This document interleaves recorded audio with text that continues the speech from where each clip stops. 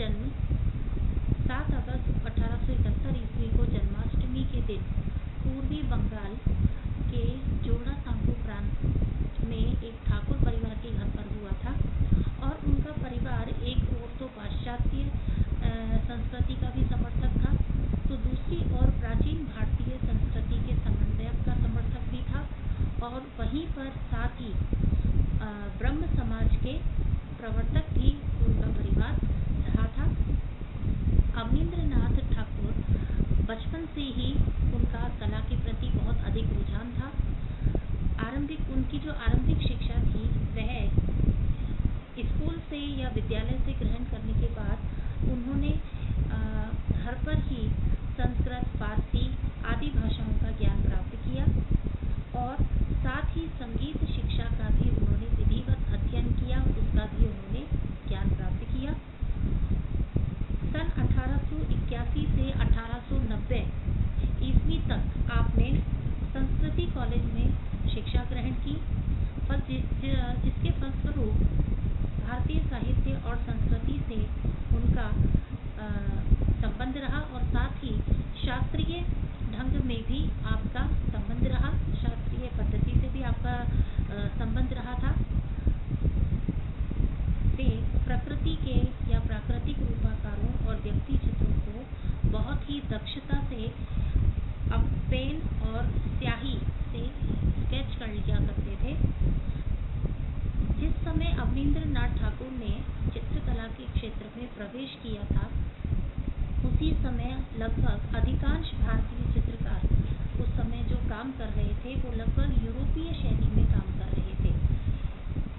अतः जो इटालियन कलाकार उस समय बड़े प्रसिद्ध थे, गिल हार्दी इटालियन कलाकार थे। गिल हार्दी उनसे ही उन्होंने पेस्टल कलर द्वारा ही उनमें पेस्टल कलर से चित्र बनाते थे, लेकिन उसमें ऐसा इफेक्ट डालते थे जिससे कि ऐसा लगे कि वो पेस्टल रंग से नहीं बल्कि तैलीय रंग से बनाए गए हैं। यह शैली उन्होंने गिल हार्दी से ही सीखी थी, जो कि एक इटालियन कलाकार थे। और साथ ही ब्रिटिश कलाकार श्री पामर, जो ब्रिटिश कलाकार थे उस समय बड़े विख्यात थे, श्री पामर, उनसे उन्होंने रेखा चित्र बनाने का यानी स्केचिंग करने का विधिवत प्रशिक्षण लिया था, और यूरोपीय शैली में भी चित्र बनाने उन्होंने प्रारंभ कर दिए थे। इस प्रकार अवनींद्र बाबू ने सन 1895 तक यूरोपीय शैली में काम किया, लेकिन बाद में पैतृक संग्रह और मुगल शैली के लघु चित्रों को अपनी प्रेरणा का आधार बनाया, जिसका प्रभाव सन 1895 से 1900 ईस्वी के मध्य तक उनके जो चित्र बनाए गए हैं, उनके द्वारा जो चित्र बने हैं, उन पर उनका प्रभाव स्पष्टतया दिखाई देता है। इसी समय आपने अपने चाचा रविंद्रनाथ टैगोर के कहे अनुसार चंडीदास और विद्यापति की श्री वैष्णव पदावली का अध्ययन किया, और उस पर आधारित उन्होंने कुछ चित्रों का निर्माण भी किया।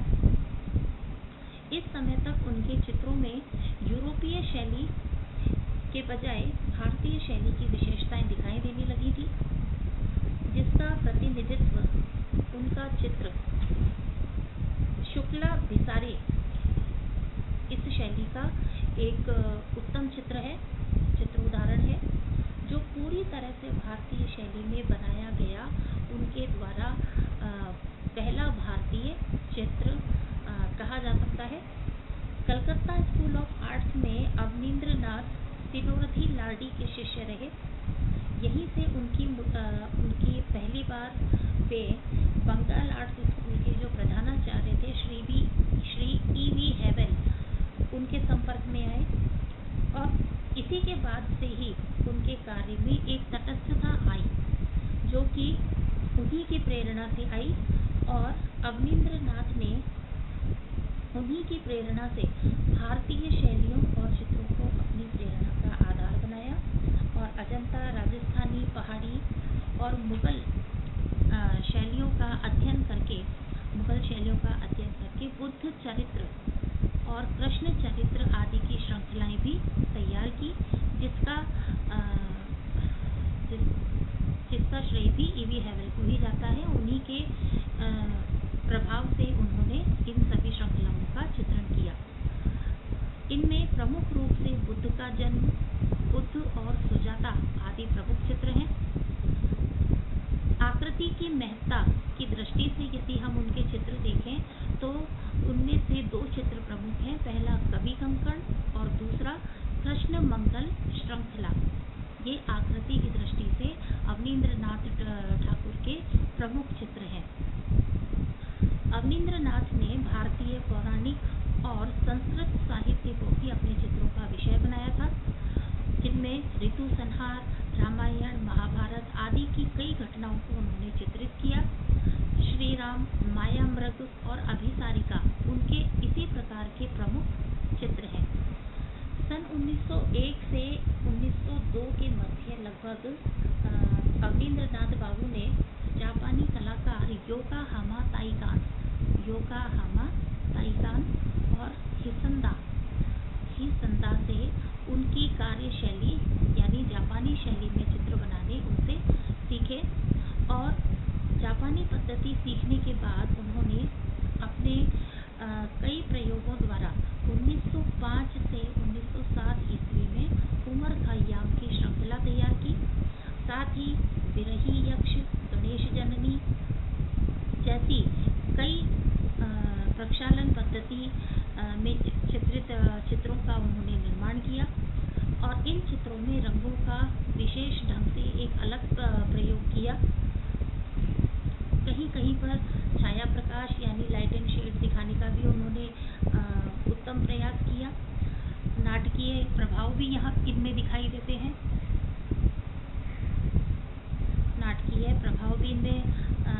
दिखाई देते हैं और इसी प्रकार स्वदेशी और विदेशी कला सामंजस्य से एक नवीन वॉश पद्धति का इन्होंने प्रारंभ किया।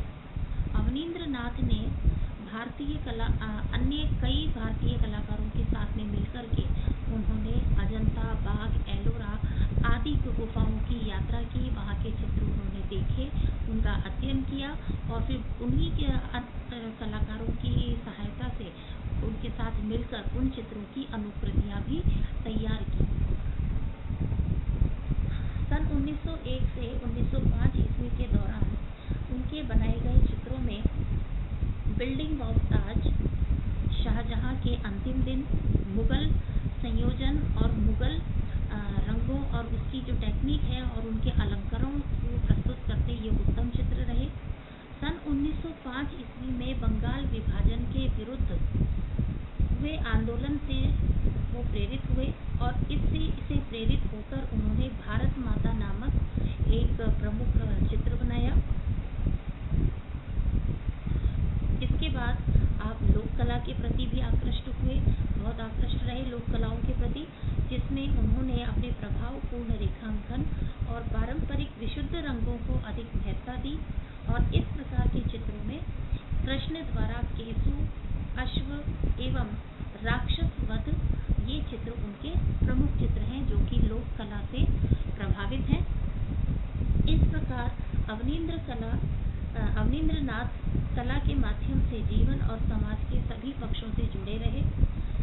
साहित्यिक, पौराणिक और धार्मिक विषयों के साथ साथ आपने दृश्य चित्र, पशु पक्षियों के चित्र, व्यक्ति चित्र, दैनिक जीवन से संबंधित अन्य कई विषयों से संबंधित चित्र भी आपने बनाए, जिनमें से उनके प्रमुख कुछ चित्र हैं भिक्षा, देवदासी, कजरी, सूर्य पूजा, बंगाली रंगमंच के अभिनेता और अभिनेत्रियों के भी कई महत्वपूर्ण उन्होंने व्यक्ति चित्र और चित्र बनाए।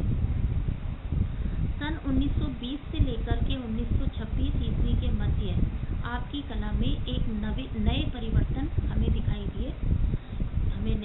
देते हैं, जिसमें आपने पेस्टल रंगों के द्वारा कई नए सशक्त प्रयोग किए, जिनमें व्यक्ति चित्रण प्रमुख हैं। जैसे कुछ व्यक्ति चित्रों में गांधी, टैगोर, C.F. एंड्रयूज आदि के व्यक्ति चित्र उन्होंने बनाए। आलमगीर, नूरजहां, औरंगजेब आदि इसी समय के महत्वपूर्ण उनके बनाए गए कुछ चित्र हैं। इसके बाद के कुछ वर्षों में उन्होंने लैला मजनू श्रृंखला के पट्टचित्र अर्थात कपड़े पे बनाए गए चित्र उन्होंने बनाए। कवि कनकन, चंडी व कृष्ण मंगल श्रृंखला के चित्र भी उनके कुछ विशेष उल्लेखनीय चित्र हैं जो कि बहुत प्रसिद्ध रहे। 1941 ईस्वी में आपने अपने चाचा अर्थात विश्व कवि रविंद्रनाथ टैगोर, जो कि उनके चाचा थे, उनके महाप्रयाण का चित्रण करने के बाद, उनके महाप्रयाण के बाद का जो चित्रण उन्होंने किया, उसके बाद उन्होंने लगभग अपनी तूलिका का त्याग कर दिया। इसके पश्चात उन्होंने चित्रण नहीं किया। यहीं से उनके चित्रण उन्होंने त्याग दिया। बंगाल की जो लोक प्रचलित कथाएं और रीति रिवाज, उस क्षेत्र में गाई जाने वाली गीत कथाओं को आधार बनाकर भी उन्होंने कई चित्रों का चित्रण किया। वृद्धावस्था की ओर बढ़ते हुए आपने चित्रकला के साथ साथ कई अनुपयोगी वस्तुओं की अलंकृत कलात्मक चीजें बनाई, जिसमें आपने अनेक प्रकार के कई मुखौटे बनाए, कार्टून कुटुम्ब शैली में खिलौने बनाए, जिनमें पेड़ों की शाखाओं, पत्तियों और कई प्राकृतिक उपादान जैसे कि वृक्षों की जड़ें, सूखे बीज आदि उनका भी प्रयोग किया, उनका भी समावेश किया और उनका समावेश करके कई प्रकार की नई आकृतियां बनाई। साथ ही अवनींद्रनाथ टैगोर एक उत्तम कलाकार, चित्रकार होने के साथ साथ वे एक अति उत्तम नाटककार भी थे। अवनींद्रनाथ टैगोर बाबू कुशल एक अभिनेता भी रहे। आपने उस समय के विचित्रा क्लब द्वारा जो आयोजित नाटक हुआ करते थे, उनमें भी अभिनय किया। रविंद्रनाथ टैगोर के जो नाटक हैं, उनमें डाकघर और फाल्गुनी में अधिक सक्रियता से उन्होंने अभिनय किया, उसमें भाग लिया, जो कि काफ़ी प्रसिद्ध रहे थे उस समय। और साथ ही मंच निर्माण और मंच सज्जा में भी उनको विशेष रुचि थी और अपनी काफ़ी अच्छी दक्षता और कलात्मक सूझबूझ के साथ उन्होंने उनका निर्माण भी किया। और इसके साथ ही अवनींद्रनाथ टैगोर बहुमुखी प्रतिभा के धनी थे। वे एक चित्रकार भी थे, नाटककार भी थे और इसके साथ साथ एक बहुत ही आदर्श शिक्षक भी रहे, कला समालोचक भी रहे, आलोचक भी रहे, साहित्यकार भी काफ़ी अच्छे थे, रंगमंच अभिनेता भी रहे, संगीतकार भी रहे और शिल्पी आदि ऐसी कई विशेषताएं थी जिनके वे धनी रहे। बाल्यकाल से ही वे प्रायः अपने चाचा रविंद्रनाथ टैगोर के गीतों के साथ उनके राग भी बजाया करते थे, उनको गाया भी करते थे और युवावस्था में अपने साहित्य की अनेक विधाओं में उन्होंने सृजन भी किया। साहित्य के ऊपर जैसे मैंने बताया कि कई चित्र उन्होंने बनाए साहित्य पर आधारित, जैसे रामायण है, महाभारत के चित्र उन्होंने बनाए, कई उन्होंने पौराणिक कथाओं पर भी आधारित चित्र बनाए और साथ ही आप कहानियाँ भी लिखते थे, संस्मरण रचना भी करते थे, निबंध रचना भी करते थे और सभी पर अपना उन्होंने अधिकार रखा। राजकहानी, शकुंतला, भूत परीर देश आदि कई पुस्तकें उन्होंने बच्चों के लिए बंगाली भाषा में लिखी, जिसका उन्होंने अंग्रेजी, हिंदी, फ्रांसीसी भाषाओं में भी अनुवाद किया। अर्थात वे सिर्फ हिंदी या बंगाली भाषा के ही उनको ज्ञान नहीं था, कई विदेशी भाषाओं का भी उनको ज्ञान था, जैसे फ्रांसीसी है और अंग्रेजी है, कई विदेशी भाषाओं के भी वो विद्वान रहे थे। इसके साथ ही वे शिल्पायन, भारतीय शिल्पों और भारतीय षडांग आदि कलाओं संबंधी उन्होंने भारतीय कला के जो आदर्श सिद्धांत जिन्हें हम कहते हैं, जो कि षडांग हैं, जिन्हें हम षडांग कहते हैं, उस पर आधारित भी उन्होंने काफ़ी विशद एक पुस्तक लिखी। राष्ट्रीय आंदोलन के बढ़ते प्रभाव के वातावरण में अवनींद्रनाथ बाबू ने 1907 ईस्वी में अपने बड़े भाई गगनेंद्र नाथ के साथ मिलकर Indian society of oriental art association, जिसे कहते हैं, उसकी स्थापना की और जिसके द्वारा पूर्वी कला मूल्यों और आधुनिक भारतीय कला में नई चेतना का जागरण हुआ। 1942 में विश्व भारती पत्रिका ने उनकी कला पर एक विशेषांक निकाला, जिसमें विदेशी समीक्षक मार्क्स जैटलैंड ने लिखा, उनकी प्रशंसा उन्होंने की। और इसके बाद आधुनिक वे निरंतर अपनी कला में प्रयास करते रहे, और इसके बाद आधुनिक भारतीय चित्रकला के अग्रणी और नवीन शैली के प्रणेता माने जाते रहे। और ऐसे ही वरिष्ठ कलाकार श्री अवनींद्र नाथ ठाकुर का देहावसान 5 दिसंबर 1951 में हो गया, और उन्होंने अपने जीवन पर्यंत तक अपने कलात्मक प्रयोग और रचनाओं के द्वारा भारतीय कला और संस्कृति को दिया। उनका विशेष योगदान जो है वो आज भी कला जगत में अविस्मरणीय रहा है। कला जगत में उनका जो कार्य रहा वो अविस्मरणीय रहा, जिसे हम नहीं भूल सकते, और उनका जो समन्वय है वो आज भी हमारे समक्ष हमें